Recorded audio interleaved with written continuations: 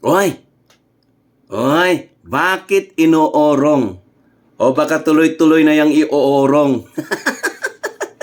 June 2, pero ngayon June 11, o baka mayroon na ng iba. Pero sa bagay, siguro sa tingin ko dahil doon sa mga priority bill na kailangan nilang ipasa. Pero, mayroon ding baka ito, yung sinasabi ni Drilon at sinasabi ni Soto.